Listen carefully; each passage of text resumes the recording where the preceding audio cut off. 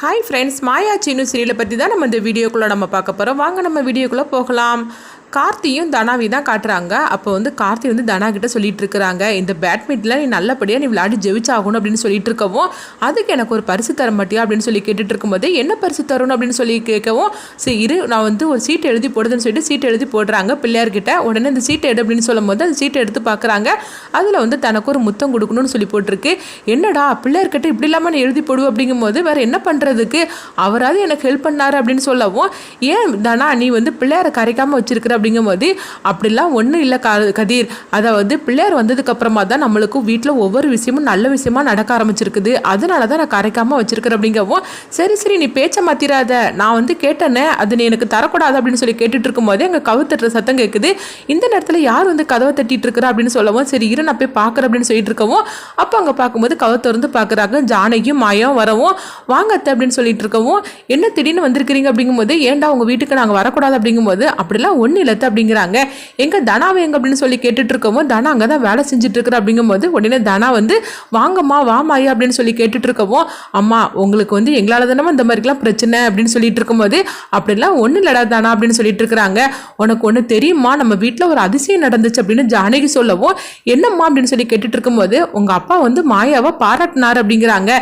இது கிட்டதுமே தனா ரொம்பவே சந்தோஷப்பட ஆரம்பிச்சிருந்தாங்க. என்னம்மா திடீர்னு மாயாவை பாராட்டி இருக்காரு, என்ன விஷயம் அப்படின்னு சொல்லி கேட்டுட்டு இருக்கவும், அப்போ மாயா வந்து நடந்த விஷயத்த சொல்றாங்க. இது கெட்டதுமே தனா சந்தோஷப்பட்டு இருக்கிறாங்க. அடுத்து கொஞ்ச நேரத்திலேயே அப்பா தன்னுடைய குணத்தை காட்டியிருப்பாரு அப்படின்னு சொல்லிடுவோம்.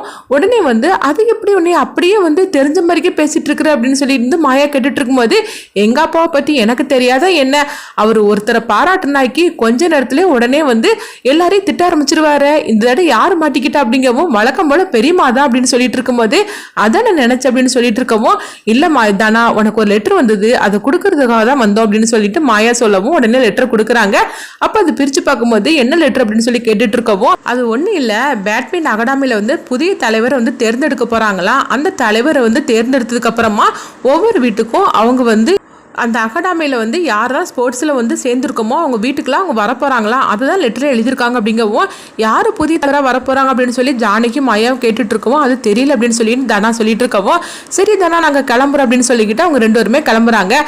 அப்போ பேட்மிண்டன் அகாடமியில் வந்து புதிய தலைவராக பார்த்தோம்னா ரகுராம தான் தேர்ந்தெடுத்துருக்குறாங்க. அப்போ அவங்களுக்கு வந்து சால்விலாம் கொடுத்து அவங்க பாராட்டவும், நம்ம வந்து இந்த இதில் வந்து சேர்ந்துருக்க எல்லார் வீட்டுக்கும் நம்ம போக போகிறோம் அப்படின்னு சொல்லவும், உடனே ரகுராம சரி அப்படிங்கிறாங்க. அடுத்து பார்த்தோம்னா ஃபஸ்ட்டு தனாவோட வீட்டுக்கு தான் வராங்க.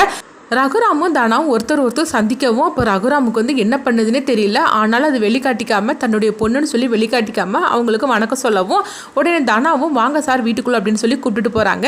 அடுத்ததாக பார்த்தோம்னா அவங்க இந்த விஷயத்தை பற்றிலாம் அவங்க பேசிகிட்டு இருக்கிறாங்க. அடுத்தது அவங்க வந்து கதிர்கிட்ட வந்து தானா வந்து கொடுக்குறாங்க, அவருக்கு இந்த பொன்னாடையை வந்து போற்றி விடு அப்படின்னு சொல்லவும், அப்போ வந்து அவங்க போற்றி விடுறாங்க. அடுத்தது கதிர் வந்து ரகுராமோட காலில் விழும்போது, உடனே ரகுராம் வந்து அந்த காலை வந்து அவங்க தள்ளி வச்சுக்கிட்டுதாங்க, ஆசீர்வாதமும் பண்ண மாட்டேன் அப்படின்றதாங்க.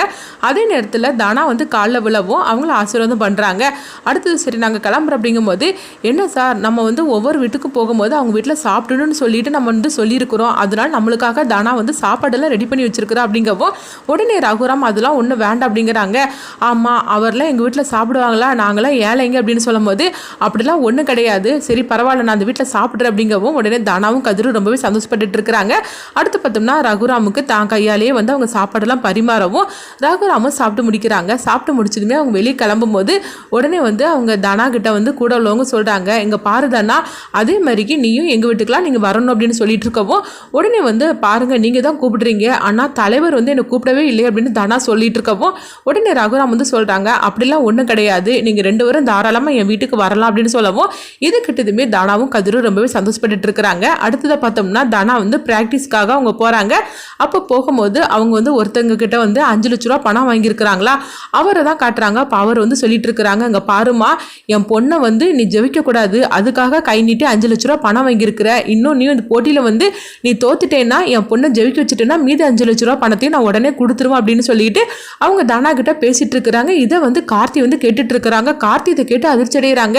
என்னது இந்த போட்டியில் அவள் தோத்து போவோன்னு சொல்லிட்டு 10 லட்ச ரூபா பேரம் பேசியிருக்கிறாளா, ஏற்கனவே 5 லட்ச ரூபா பணம் வாங்கிட்டாளா, இது என்னது புது கதையாக இருக்குது, இதை வச்சு இவளை வந்து என்னெல்லாம் பிரச்சனை பண்ணணுமோ பண்ணணுமோ அதெல்லாம் செய்யணும் அப்படின்னு சொல்லிட்டு உடனே கார்த்தி பார்த்தோம்னா அவங்க நேராக வீட்டுக்கு வராங்க. இங்க பார்க்கும்போது புவனேஸ்வரி தான் காட்டுறாங்க. புவனேஸ்வரி வந்து யார் முகத்திலையுமே நான் முழிக்க மாட்டேன் அப்படின்னு சொல்லிட்டு ஒரு ரூமுக்குள்ள போய் அவங்க வந்து கதவை சாத்திட்டு இருக்கவும் அப்போ எவ்வளவோ பசுபதி வந்து கூப்பிட்டு பார்க்குறாங்க. இங்கே பாரு புவனா, நான் சொல்றது கேளு, அவங்களுக்காக நீ இந்த மாதிரிலாம் நீ செஞ்சுட்டு இருக்காத, எங்களை பாரு, எங்களை பார்த்துட்டு நீங்கள் வெளியே வா அப்படின்னு சொல்லி கூப்பிட்டு இருக்கவும் நான் வந்து தோத்து போயிட்டேன் ஜானகிட்ட, அதனால ஒன்று மூலம் நான் யார் முகத்திலையும் முழிக்க மாட்டேன். ஊர் ஜனங்க அவ்வளோ ஒரு முன்னாடி அவள் காலில் விழுந்து நான் மன்னிப்பு கேட்குற அளவுக்கு ரகுராம் வந்து கொண்டுட்டு போனானே, இன்னும் இந்த முகத்தை வச்சு நான் எப்படி எல்லாரையும் பார்ப்பேன், எல்லாரும் என்ன மதிப்பாங்களா, இன்னும் இந்த ஊர்க்காரங்களையும் பார்க்க மாட்டேன், அதே மாதிரி இந்த ரூமை விட்டே நான் வரமாட்டேன் அப்படின்னு சொல்லிட்டு பிடிவாதத்தோட புவனேஸ்வரி வந்து ரூம் கதவை அடைச்சு வச்சுட்டு அவங்க இருக்கவும் அப்போ அந்த நேரத்தில் கார்த்தி கரெக்டாக வராங்க. அப்போ கார்த்தி வந்து சொல்றாங்க, அத்தை ரூமை விட்டு வெளியே வாங்க, உங்களுக்கு ஒரு நல்ல ஒரு விஷயம் நான் காத்துட்டு இருக்கு அப்படின்னு சொல்லவும் இது கிட்டதுமே புவனேஸ்வரி வந்து என்ன விஷயம் அப்படின்னு சொல்லி வந்து அவங்க ரூம்குள்ளே இருந்தே கேட்டுட்டு இருக்கவும் அப்போ வந்து கார்த்தி வந்து சொல்லிட்டு இருக்கிறாங்க, இந்த மாதிரிக்கு போட்டியில் தோத்து போவோன்னு சொல்லிட்டு 10 லட்ச ரூபா பேரம் பேசி தனா வந்து 5 லட்ச ரூபா வாங்கியிருக்கிறா அப்படின்னு சொல்லவும் இது கிட்டதுமே புவனேஸ்வரி வந்து சந்தோஷத்தோட அவங்க எந்திக்கிறாங்க. நீ சொல்றதெல்லாம் உண்மையா அப்படின்னு கார்த்திகிட்ட வந்து அவங்க கேட்டுட்டு இருக்கும்போது கார்த்தி சொல்றாங்க, ஆமாத்த நான் எதுக்காக பொய் சொல்ல போறேன், இது எல்லாமே உண்மைதான், அவ போட்டியில தோக்குறேன்னு சொல்லிக்கிட்டு 10 லட்ச ரூபா பணம் வாங்கியிருக்கிறா, 10 லட்ச ரூபா பேரம் பேசி 5 லட்ச ரூபா பணம் வாங்கியிருக்கிறா அப்படின்னு சொல்லவும் இது கிட்டதுமே உடனே புவனேஸ்வரி வந்து கதவை திறந்துட்டு வெளியே வராங்க. அப்போ அவங்கள பார்த்ததுமே பசுபதியும் கார்த்தியும் வந்து அவங்க சந்தோஷப்பட்டுட்டு இருக்கிறாங்க. எப்படியோ நம்ம வந்து புவனேஸ்வரி வந்து நம்ம வந்து கதவை திறக்க சொன்னா நான் கதவை திறக்க மாட்டேன்னா, ஆனால் அந்த விஷயத்தை பற்றி சொன்னதுமே அவள் கதவை திறந்துட்டா, எப்படியும் என் தங்கச்சி வெளியே வந்துட்டாள் அப்படின்னு சொல்லிட்டு பசுபதி வந்து ரொம்பவே சந்தோஷப்பட்டுட்டு இருக்கிறாங்க.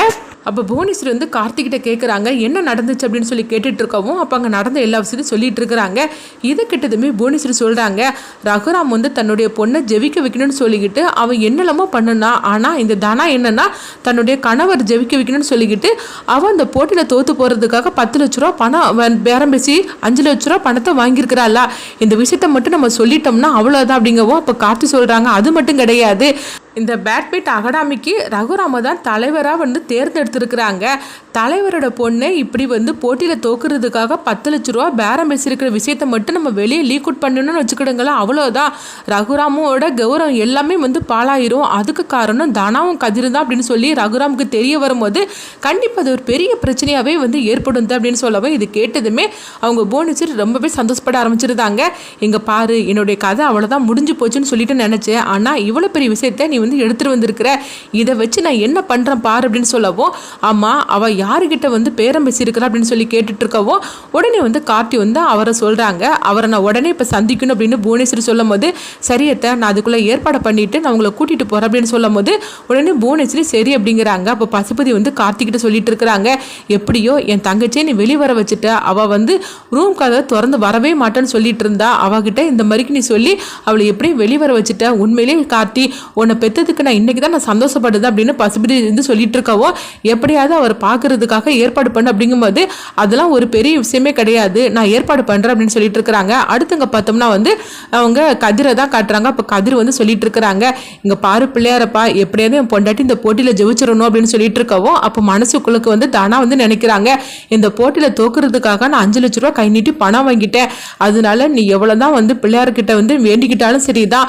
நான் அந்த போட்டியில் வந்து ஜெயிக்க போகிறது கிடையாது, நான் தோக்க தான் போறேன் அப்படின்னு சொல்லிட்டு இருக்கிறாங்க. அடுத்தது என்னெல்லாம் நடக்க போகுதுன்னு சொல்லிட்டு வெயிட் பண்ணி பார்க்கலாம்.